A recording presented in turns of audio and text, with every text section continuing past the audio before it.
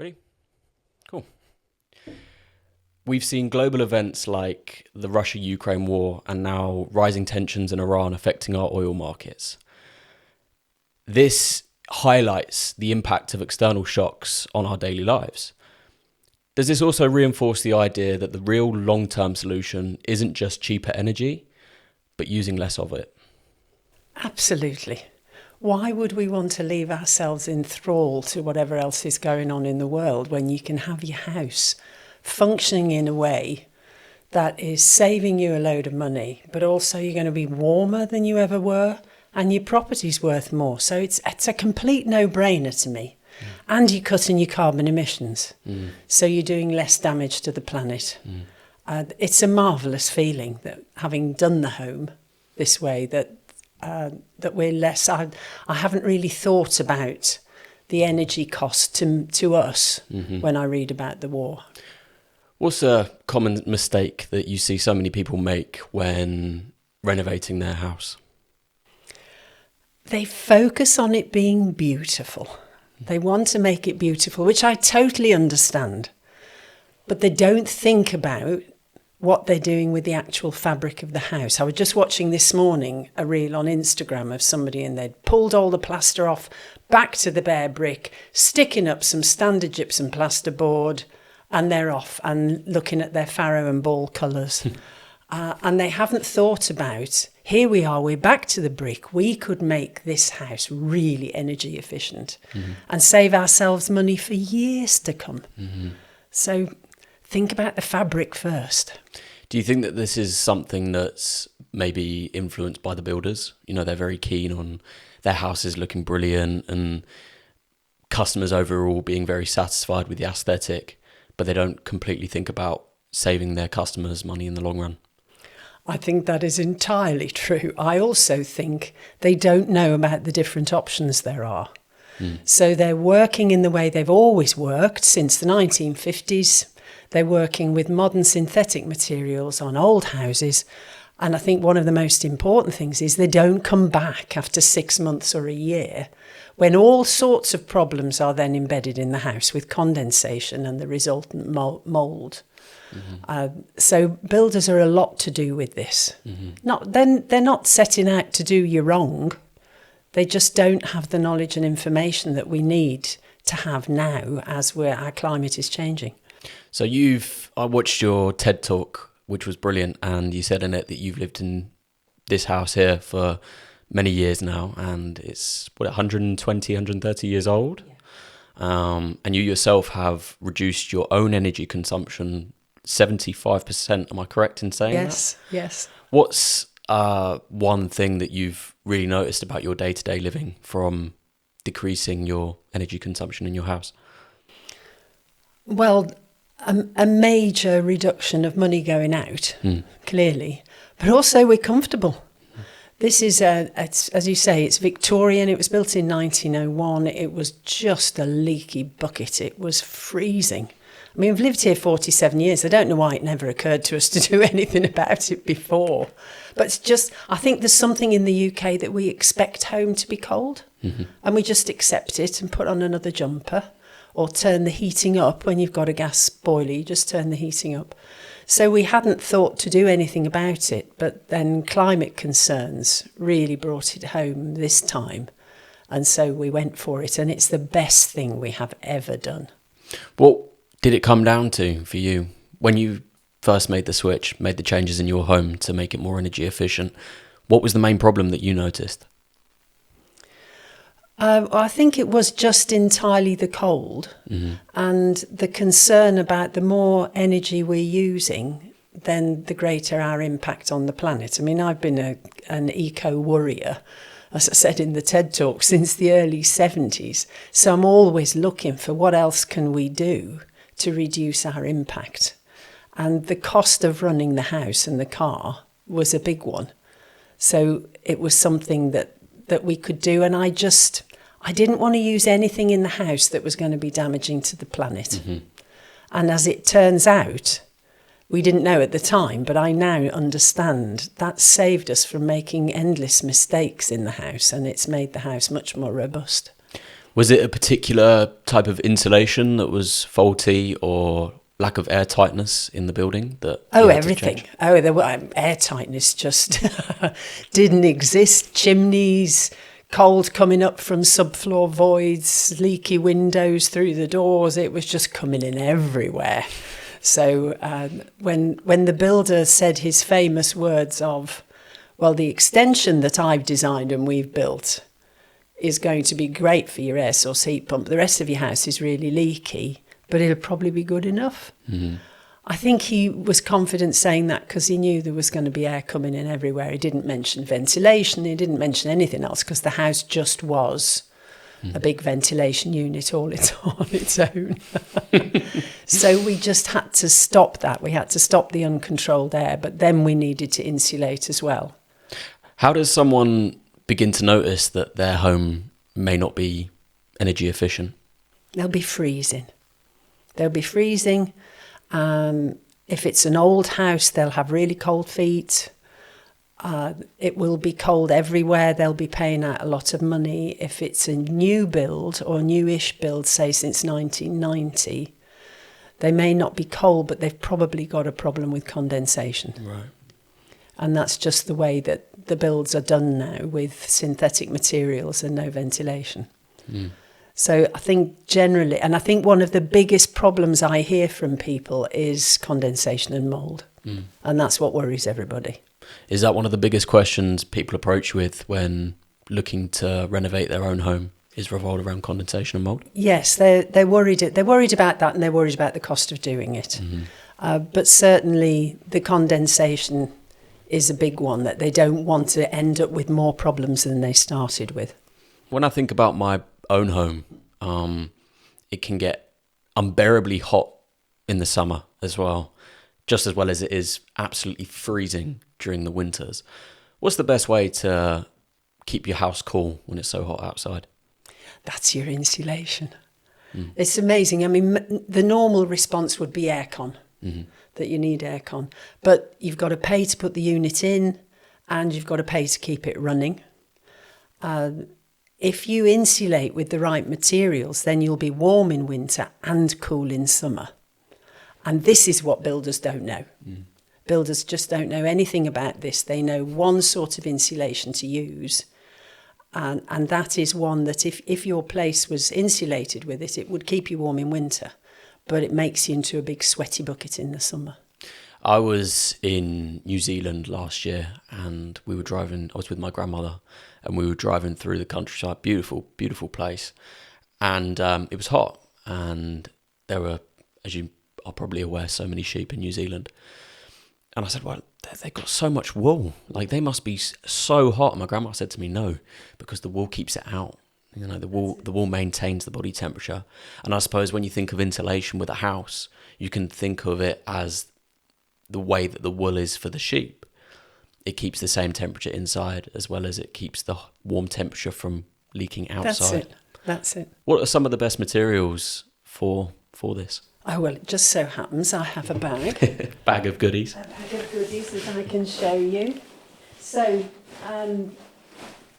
this is what the builders will generally use, and I'm sure you and your followers will recognise this. You see it leaning up against skips wherever the builders are in.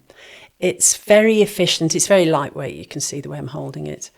And it's cheap and it's easy to get hold of. You just got to pop down to the builder's yard. What's it called? Its generic name is PIR. Mm.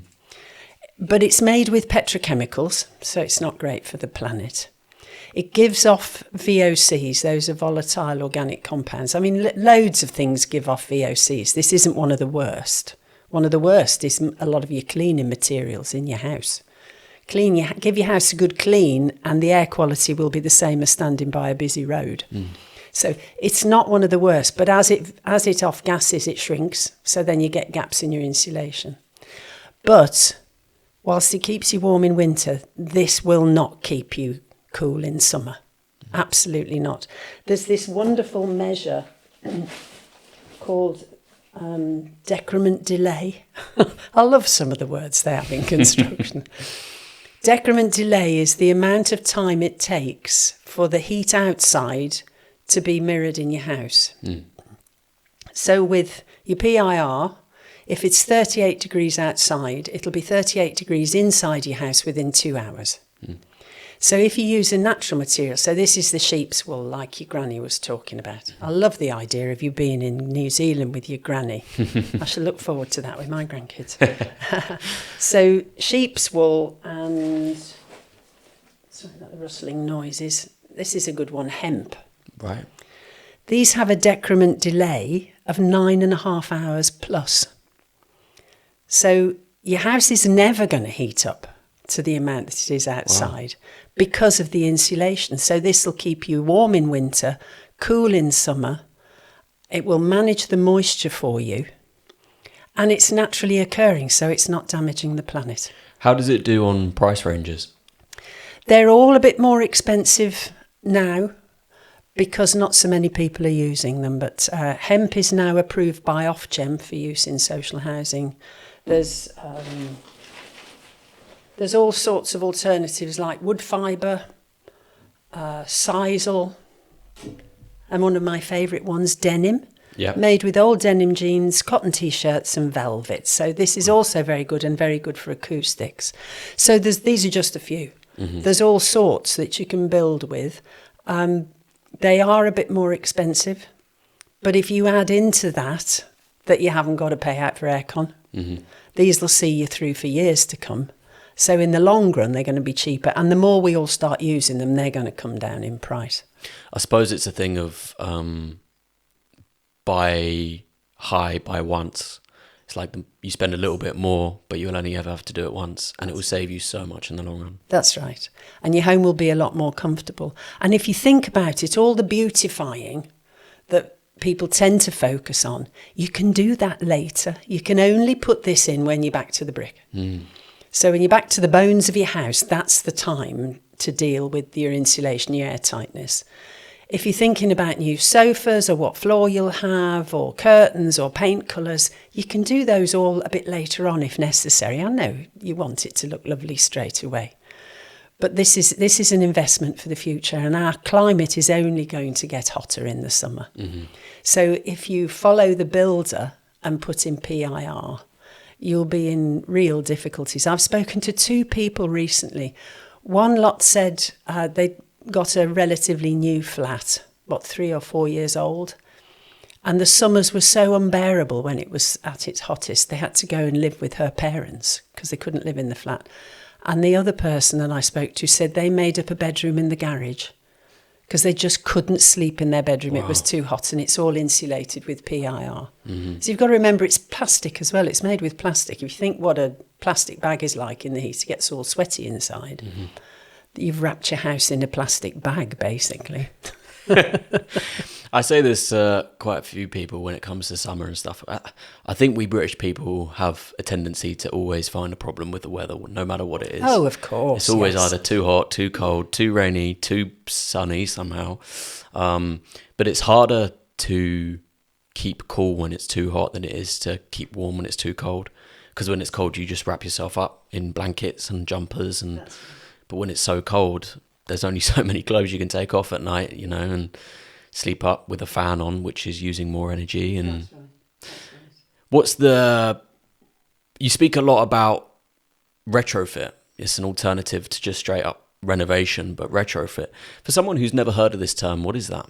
I'd never heard of it either, and we were doing it, and we didn't even know we were doing it. Renovation is making the place more useful for us, like adding rooms and making it beautiful. Retrofit is putting in what wasn't put in when it was first built. And it generally nowadays it focuses on energy efficiency. So it's making your home energy efficient. So it's like renovation's more front of house, retrofit's more back of house. Yeah, that's a good way to describe it, yeah. And the ways to make your home more effective as a home to keep you warm, to keep you safe. Yeah, it's how it functions rather than how it looks. You speak about particular retrofit measures. So you have obviously the insulation, but then you have things to do with windows and walls. What sort of things do you do there that's not necessarily the wool and the denim? Well, there's what I think of as like the big 5 of retrofit. So that's make it airtight. So that's taking out the uncontrolled air, like down the chimney, up through the floor, in through the windows. And then insulating. So you put these things in floors, walls, your roof, just the external walls. So you don't have to lose masses of space, which always worries people if you insulate internally, that you'll be all scrunched up because there's no room. So you've only got to do the external walls. And then once you've done that, then you have to put ventilation in, which is putting back in controlled air. Because a family of 4, I mean, this always amazes me, a family of 4 produces 20 litres of moisture a day. Wow. Just by living. That's 42 pints. Through sweat and... Sweat, cooking, showering, drying the washing. Wow. Breathing, all puts moisture into the air. So 42 pints a day sloshing around your house. So it's got to go somewhere. So if you've closed off all the uncontrolled air, if you think about it, Victorians we don't hear anything about condensation in Victorian homes because they had so many drafts. The air they talk about air changes per hour. Their air would have been changing once every 5 minutes, I should think. It was so drafty. So if you've closed all of that off, you've got to put back in controlled air. Otherwise, that's when the condensation will go wild. So you put that in either with a whole house system, if you can manage that, which is the best, or we couldn't do it because of space, so we've got individual heat recovery units. So you don't want to lose your heat, but you want to change the air. And that manages the moisture. And then you put in your sustainable heating. That's your heat pump, probably, it's the most likely. And then renewable energy, putting solar on whatever bit of roof you can manage. And then there's one remaining one, the 6th, which is for old houses. It's actually important for all houses, but old houses particularly are built to be breathable. Another stupid word in the construction world, because it's nothing to do with breathing and it's everything to do with moisture. So a house like this was built to be vapour permeable. So you have to use these vapour permeable materials. If you use the PIR, it's back to putting a plastic bag around it. So as soon as any vapour moves through the walls and hits the plastic, it condenses. So it either hits the plastic inside your room and you get condensation on your walls, or worse, probably, when it comes from the outside and it hits the plastic, it condenses within your walls and eventually the bricks will start to break down, but you don't know until it's at its worst. So those are the 6 things you need to be doing.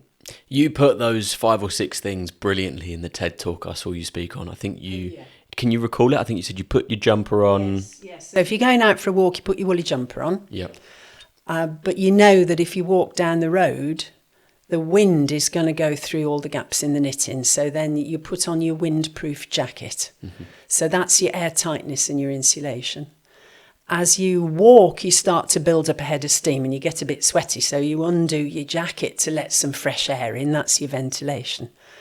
And you build up your own heat, your sustainable heating as you walk. If you stand still, you'll get cold, but you keep moving, you create the heat. That's your heat pump. And then if the sun shines on you, you're in heaven. And that's your solar power. That's your solar panel. That's brilliant. I loved it. When you put it like that, it made it so easy to understand, because we all go through too cold, too hot, too cold, too hot with our own bodies, not just our houses. Yeah. If someone had, let's say, £200 to £500 to start making their house more energy efficient, where should they start? Well, again, start with that uncontrolled air. So if you've got a chimney, you need to find a way to close it off. You can get something called a chimney sheep, which is made with sheep's wool, and you push it up into the chimney and it fills the space. You just have to remember to take it out periodically, back to condensation. You've got to change the air. You can get draft proofing material to go around doors and windows. I saw a great one today, actually, on Instagram. Get a fitted sheet, a single fitted sheet, and put it over your door, hook it over the 4 corners, and then close your door on it, and that'll stop all the drafts coming through. I thought that was brilliant. What a clever idea. So yes, stop any of the drafts that you can. And then paradoxically, open your windows at least twice a day. Because of all the moisture we produce, if the air is damp or the walls are damp, they're much harder to heat. So doing something called shock ventilation. So start at the top, open the window in your bedroom, go through, open a window in each room, and then when you get to the other end of the house, go back to the beginning and close them all. And that will be enough to keep you going. And probably if you can do that twice a day, it actually makes the house cheaper to heat. I mean, it sounds bonkers, but it does. Interesting. One thing I have noticed is increases in like mold-related diseases like Lyme's disease and that sort of thing that you didn't hear of so much, but recently it's been a bigger thing. Do you reckon that that's likely because our homes have been designed so poorly in managing its energy? Yes, and it's the use of materials. So it's plastic materials and it's the price of energy. So we want to close up all those gaps that bring in the cold. But everybody talks about, even with the government, they'll talk about insulating your home, but nobody says, and you must ventilate.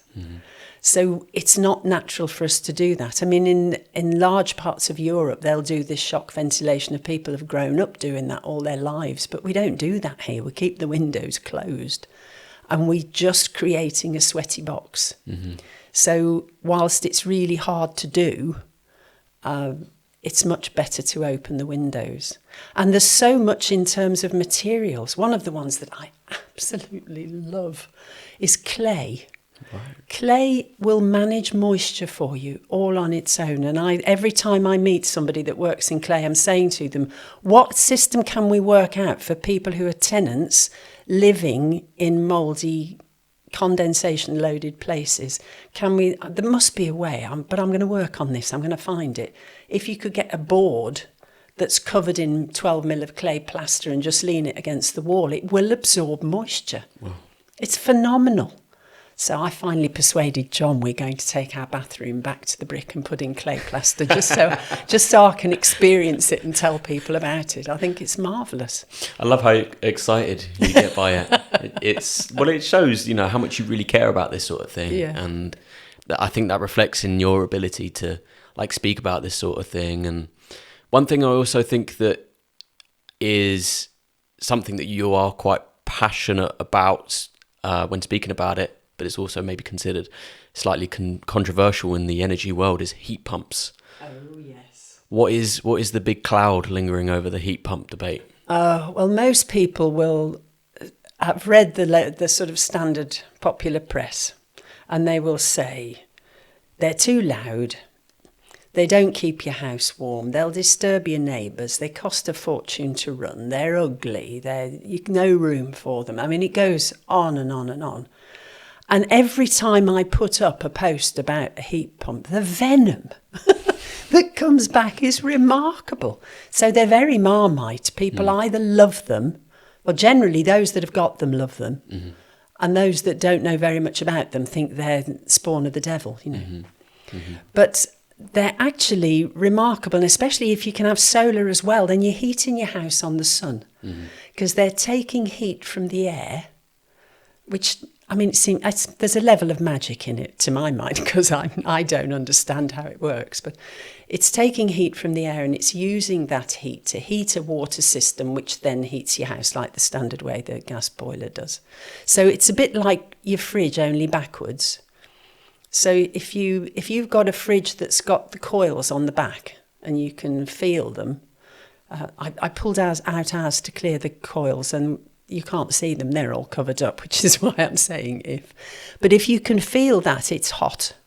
Back of your fridge is always hot. So the air pump is doing the same sort of process, but utilising all of that heat. And if you can then produce the energy from your solar panels, you're not doing any damage to anybody and you've got a warm and cosy home. But there are problems. And the big problems is, I've looked into this a lot, and what I've discovered is there are two main problems. One is there are not enough installers who understand how to install a heat pump and then set it up for energy efficiency. So some can install them, but they don't all. The training doesn't include how you make them energy efficient. And then the other problem is us. We don't use them correctly. I think that's a big problem with us in general, with not just the heat pumps, but even renovating, retrofitting, designing our homes. For someone looking to renovate their home, what would you say are the key things on the checklist to look at first before thinking about the aesthetic? First of all, find out how your home is functioning at the moment. So you could get in, there's a new role recently, the retrofit coordinator. And you can get a retrofit coordinator to come in and test out the energy efficiency of your home. They'll look at how your home works. They'll look at all your energy bills. They'll ask you about what insulation there is. If you don't know, then they can work it out. And they will tell you how you can improve your home. Either do it all in one go, or they can work out a plan where you can do it in stages. If your budget does, we did this in stages. And they'll also tell you the sort of immediate hacks you can use. So that's one way to start. A big thing is to find a builder, if you're using a builder, find a builder that has either knowledge of natural materials or is interested to learn. Whenever I've spoken to builders who've been asked by their customers to use natural materials, they're all at the beginning, this newfangled stuff, actually really old-fangled stuff. But then when they've used them, they're always saying they're really nice to work with. So I don't have to gown up and mask up, and there's nothing about any of these that's going to hurt you. Whereas use some of the modern materials and you have to cover up and make sure that you're not breathing it in. So get a builder who's either knowledgeable or flexible. We ended up with a flexible one, which was useful. You say you've been an energy warrior or an eco warrior you say, since the 70s. Yeah. That's 50 years you've been heavily involved with this sort of thing. Yeah. What's one thing that you've seen change which you'd consider positive over the years? That's a hard one to answer. It really is. And actually, that's upsetting to recognise. There's not an immediate answer to that. Interesting. I think people are starting to get more informed now about the way they live. So electric cars are starting to take off now, for example, and more people are getting solar, and people are starting to think about wildlife and growing veggies and all these sorts of things. The thing that distresses me now is that, one of the things, is that people take on one thing and they think that's enough to do. And I understand that, because that's what I did to begin with. And you can't take it all on at one go. But to recognise that actually, if you're really keen on providing corridors for the toads, and they're absolutely vital to do, but you can't drive to the location in your diesel car, and you can't go to the coffee shop and get your coffee cup and then chuck it in the bin. We've got to think about it all, because we're right up against it now. It's probably, I hate to say it, but it's probably too late for quite a lot now. In the 70s, we worried about all of this stuff, but we never believed it would be in our lifetime. It was going to be 2, 3, 4 generations down. We still needed to act on it, but it's moving so much faster. So we've got to think more holistically now. And I don't wish to say that to blame anybody, because I know you can't take it all on at one go, but take on one thing, get on top of that, then move on to the next thing and the next thing. So fashion, for example, a lot of people are getting into that now, fortunately, pre-loved fashion. Look at your finances. Who is your money supporting? So which banks are you with? If you have lucky enough to have investments, where are they placed? Because most investment funds are based almost entirely around oil and gas. So get out of oil and gas. Think about how you travel. you can get all sorts of places. We're going on holiday in 2 weeks down to Lake Como and Verona. So we're doing it all on the train. Great, exciting to go on train journeys. You don't have to get on a flight. Think about what you're eating. So just cutting your animal meat and fish, animal products for 2 or 3 days a week max, you'd make a massive difference. You don't have to do it all. It's great if you do, but you don't have to. I mean, there's so many things that you can do, and of course, making your home energy efficient, that we've got to do everything because we are entirely dependent on this earth, and we're killing it. There's just no sense in that. We're like a parasite. I don't know if you remember your biology, but my early incarnation, I was a biology teacher for my sins. I was terrible. I was really bad at it. So I only stuck it out for 18 months. But I do remember about parasites, and parasites just carry on taking from the host until eventually they kill it. And it's like they're then in suspended animation. Is it? Oh, God, I can't live anymore, and I've done the killing. And that's what we're doing. We're actively doing that. And I'm worried for you young people and the grandkids, everybody's grandkids. We must leave them with a future. I like the parasite analogy because it's almost like we do have that effect on our planet. We just take, and what we give back is just harmful. Yeah. And we are definitely seeing some negative consequences of this, which is very sad to see. I mentioned I went to New Zealand last year, and wow, they do such a great job over there. I think it's the Department of Conservation.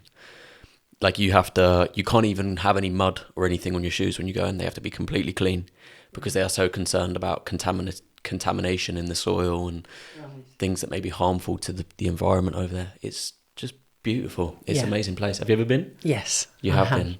Many times? Oh, just once. Just the once? Yeah, it's fantastic. I loved New Zealand. The air smelled different, did it still? I mean, This was 35 years ago I went. But when you get out the plane and just stand on that runway, my God, it's amazing. It is. Do you know what? That's the first thing I know. I've been twice now.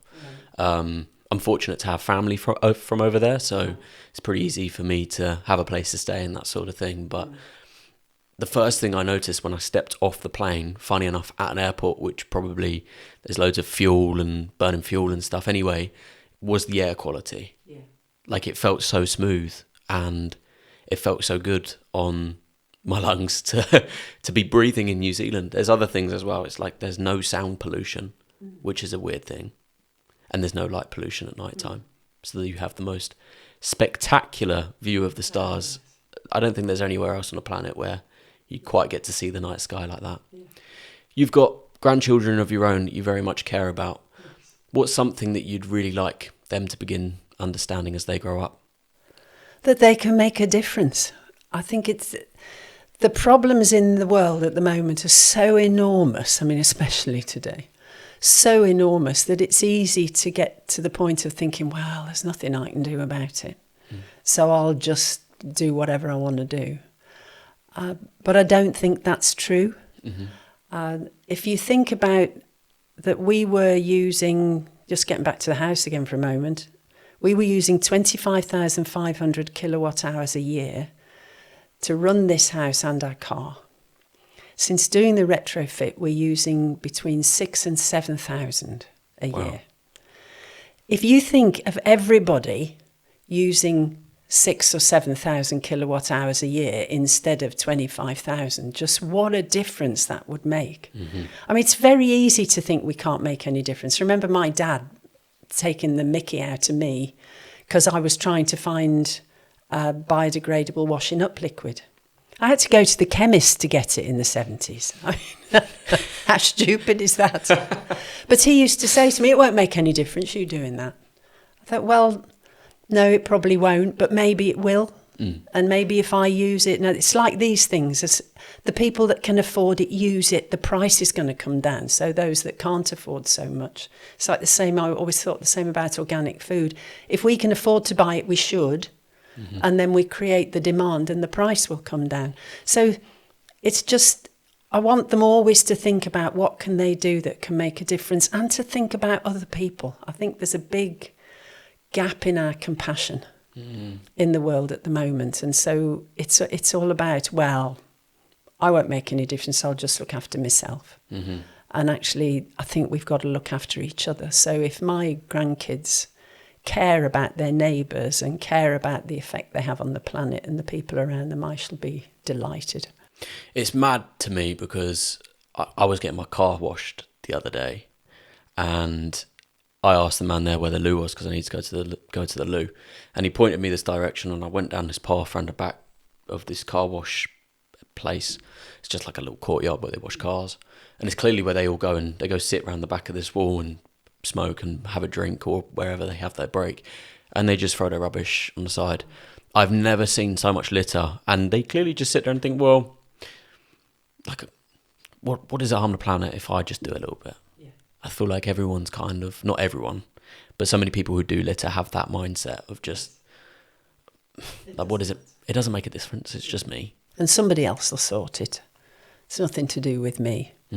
And if we all just recognise that we're part of a whole, we're actually... So the opposite of the parasite is symbiosis, where we work together and we're interdependent. And we are interdependent. We're entirely dependent on each other. If we can recognise that, then the world will really start to change. I watched this good podcast with this man called Naval Ravikant. He's brilliant. He's an absolute genius. And he was speaking about this thing, and he was trying to explain how we are just all interconnected. And let's use you, Judith, as an example. If I said, who is Judith? You'd say who it is. Well, what is that? Well, it's a human. Well, what's a human?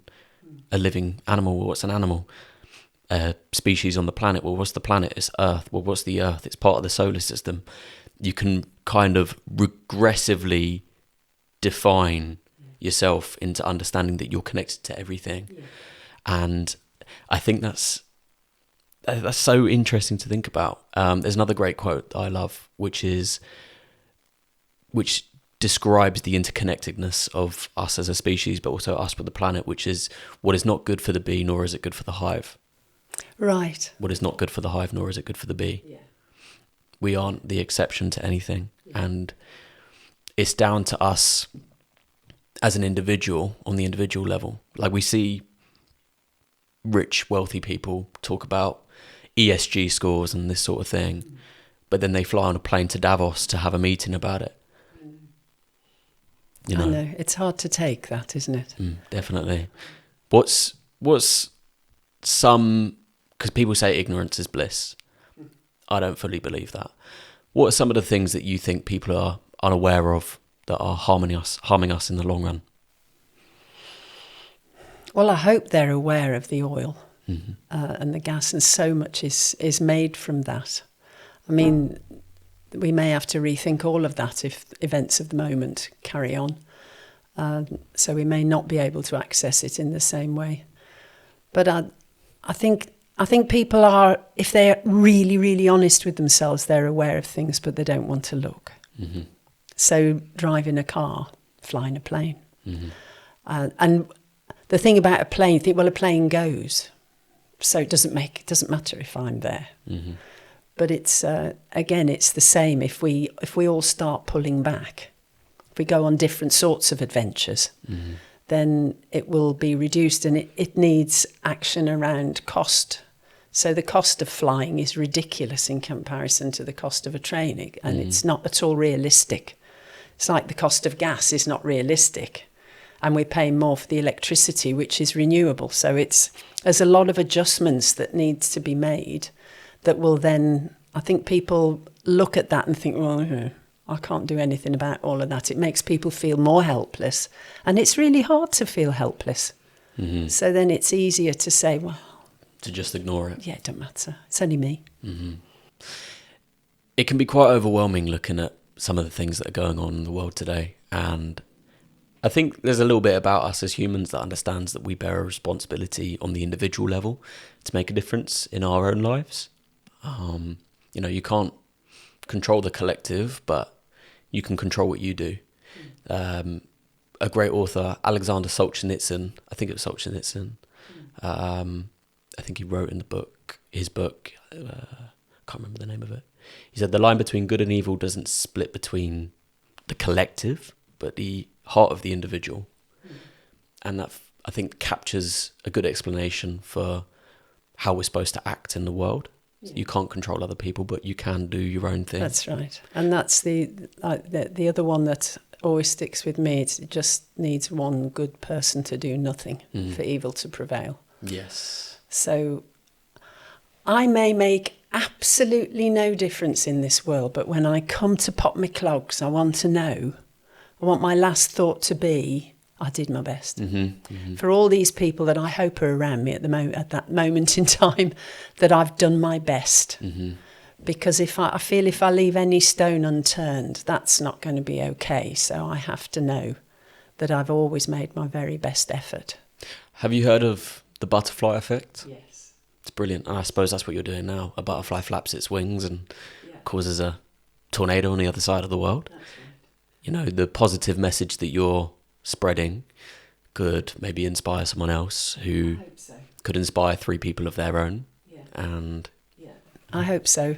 And I've just got to keep, when I get to points where I read the paper and I hear the news or whatever, I think, oh God, this is just so awful. I think, okay, don't think about it. I actually don't read that much about climate change. I'm not that well informed for overall because it upsets me so much. I've been looking at this for so long and it's just ignored by so many people. I just can't bear that. So I have to think, okay, there's no point in disturbing myself more. I've just got to keep doing everything I know to do because if I feel that I'm contributing something positive, then I can feel a bit better.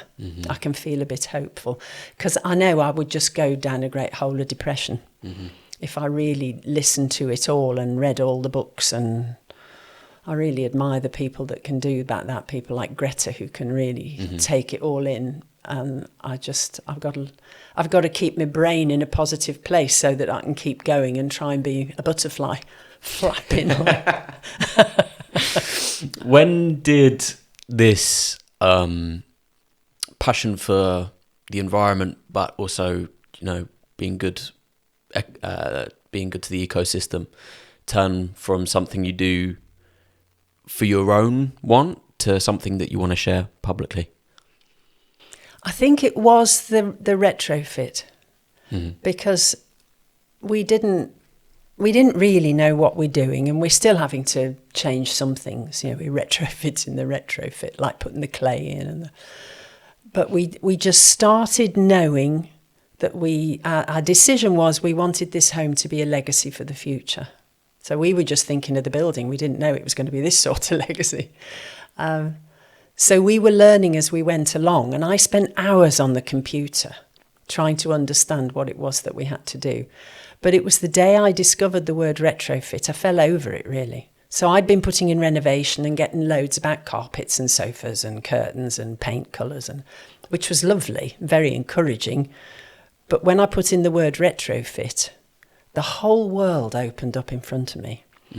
And I thought then, if we could come out the other side of this, because at that moment when I was knee-deep in dust, surrounded by builders, I thought we would never come through it. But then I'm going to have to write about this and let other people know. And then when we'd been in a year and we looked at our numbers and realised we'd both hoped we would be saving 50%. And we've done those numbers so often, just in case. Surely we've made a mistake, but no, we haven't. This is the results that we're getting, and we're going to do more as we sort the heat pump. I realised then more people need to do this because this is climate change without sacrifice. Even people who don't believe in climate change will do this. So it's rather nice. But you're going to be warmer, you're going to save money, your house is worth more, and you cut your impact on the planet. So this is an easy ask. So it isn't saying to somebody, you must give up your car and get an electric car. It isn't saying give up meat. It isn't saying give up flying. It isn't saying stop doing something you love. It's actually saying just learn to be more comfortable and have more money in your bank account. So I thought then I've got to write about this. And I wrote in my previous work when I was working, I was an author. So I thought, I've got to write a book. Mm-hmm. So I sat in the kitchen and wrote a book. I found an eco-architect to support me. So she oversaw everything, so I wasn't saying the wrong thing to anybody. And just got the book out. And then once you've got a book, you've got to do something with it, haven't you? So then came the TED Talk. And so it's all gone on from there. And book 2 came out in November. And now you're at 190-something thousand followers on Instagram? No, not quite there, I'm afraid. 175,000. I'll enjoy that day when I get there, Louis. I think that's still quite a lot of... It is. And I've just been named, it was released yesterday, I've just been named as one of the top 100 most influential people in the built environment. Wow, that's amazing. I did not expect that in my old age. I always think it's a bit funny, really, to think of me in building. I've always hated having the builders in. What's the name of your book, sorry? The first one is Beginner's Guide to Eco-Renovation, and the second one that's just come out is What the Builder Won't Tell You. Let's go first book. If you had one sentence to encourage people to read it, what would you say? You're going to save a shed load of money. And you're going to be comfy. Why wouldn't you do it? Would you say the same for the second book as well? The same applies. The main message of the second book is never rely on the builder to tell you what's best for your home. So educate yourself enough. That was also the premise of the first one, because we had a standard builder. And as I said before, he was flexible and he would talk things through with us, and ultimately we were the customer. Mm-hmm. So we got what we wanted. But lots of builders don't want to do that. And it's very easy to get into a parent-child setup with the builder. You know, the builder says, no. I mean, the number of times Pete said to me, you don't need this wood fibre, Judith. I'll just go and get some PIR from the builder's yard. And I had to be strong enough to say, no, we're not going to do that. We're not going to put that in this house. Mm-hmm. So you need to know enough. You don't need to be an expert. But you need to know enough to be able to have that conversation and give enough detail to the builder. And that's what both of the books are designed to do, to educate people enough. So either they can start the conversation, but also that they know where to go looking. Right. So there's loads of links in the first one. The second one has got QR codes at the end of each chapter to a page on my website, so I can keep it updated. And here's things you can go and look at. Here's articles, here's providers. Don't recommend anybody, but go and have a look. Carry on educating yourself and then search to find what you want yourself. So we've got to become part of the building team now, because builders are not educated in this. And I think there's only 2 colleges that have building courses in the country that are doing retrofit, which is so alarming. And we need loads more young people. There are jobs out there. Mm-hmm. Got to be for lime plasterers, clay plasterers, people who understand insulation and understand enough of building physics to do a really good job. So until that happens, as homeowners, we have to create the appetite in the builders to learn more. So that's what I'm saying. Just never rely on your builder. Find out for yourself and be clear what you want. Hopefully that causes a butterfly effect to reach the universities to maybe start teaching retrofit. Yes, I hope so.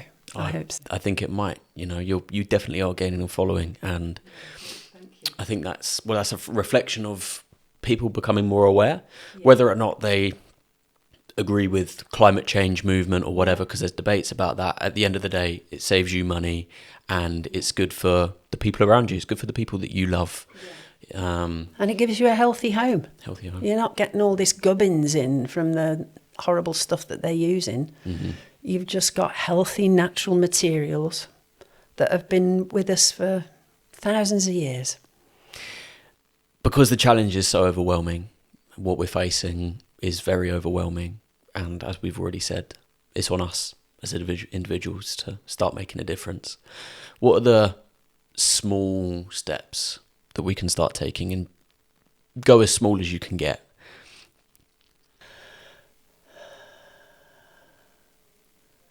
Well, I think really small, you could think about the products that you use. So what do you use on what do you wash with? What do you wash your hair with? What do you clean your work surfaces with? So you can then, there's so many horrible stuff. Just read the back of a pack of cream cleanser or something, and if you look at it carefully, you'll think, oh my God, what am I putting into the atmosphere of my home? So you can get lots of natural cleaning products, you can get stuff to clean your body with. Little things like use a bar of soap instead of getting a plastic bottle that you pump stuff out of, or find your local refill pantry and go and fill your jars. So cut your plastic. You can go into the supermarket, and buying bananas in a plastic bag is one that really winds me up. Nature has put bananas in its own covering. It does not need a plastic bag. But you can also get your apples, your pears, your onions, carrots, whatever. If you look, you can get them without the plastic. And this week is actually the big plastic count. People are counting. So anybody listening, even if you've missed it the week, just take a look, save up all the plastic you use in a week. I think you'd be horrified. So start to cut your plastic use, I think is a really small one. If you've got any money to use up, put on solar. I mean, I was amazed. Our accountant, who is not a climatey person particularly, and very rational thinking, said to us, you've got money in this investment. He worked out all of our numbers, how much energy we use, how much it would cost, and all that stuff. And he said, you'd actually be better taking out of the investment and buying solar panels. You'll get more return on your money.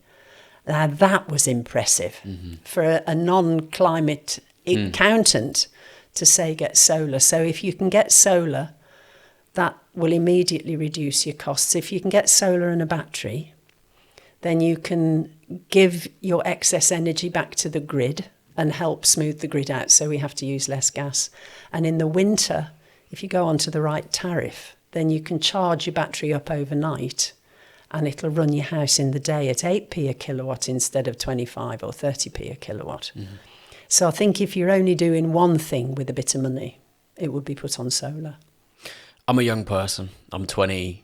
Quite a bit of my audience are young as well. What's one thing, after listening to today's podcast, that you'd really hope that the young audience take from what you've said? What I would like you all to take on is that this is your planet. It's your earth and it's your future. And we can do something about it. I know we can't save it on our own, but look, if everybody does something and pressure the politicians, just constantly think planet first, then we've got hope for you. And I really want you to have a good, healthy planet to live on. So look at your own life. I think you quite enjoy it. It's a real adventure to do things differently, like taking a train journey. The journey's a complete adventure on its own. It's brilliant. But also put pressure on your olds.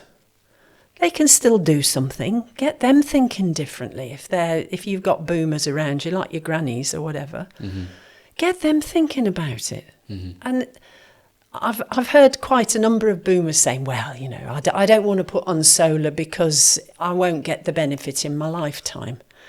It won't pay back. But how often do we look at a car and say, when's that car going to pay back? We don't bother. We just get a car for what we know it'll give us. We get a bit caught up in this. So put pressure on your olds to do something as well. I think and you've got the leverage because it's your life. So don't be shy. Go and pressurise them. Tell them I said so. Judith, thank you for your time. It's been a pleasure. Brilliant.